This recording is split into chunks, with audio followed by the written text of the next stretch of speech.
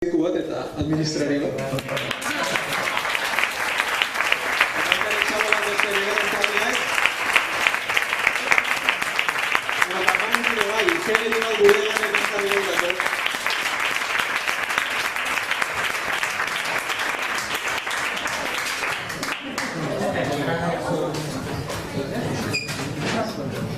Bueno, gaurko sariak Donosti Ospitalak eskaini dizkigune, Irenei esango jo favorez partitzen laguntzeko.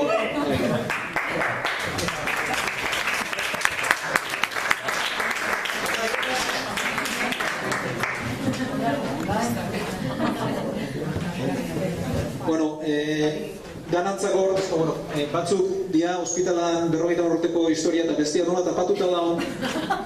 Carlosek esplikatuko dugu bertso bat zer da.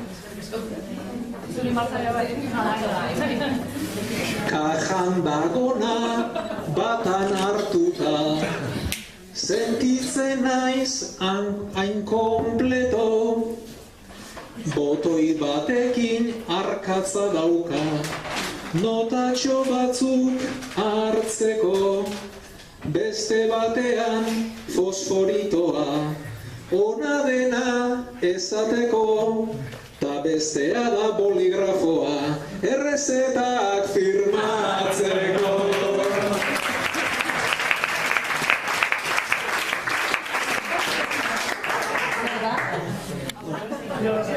Eta irabazleantzako, Eluiderren erosteko, 50 euroko, iruditzen ezaizue, Profesario klinikorek ikasliai kreditu gona daukazue, orduan, geho favorez sinatu, eta irabazliantzako esatak 2 kreditu diala, eta eman ingo izkilu, ez?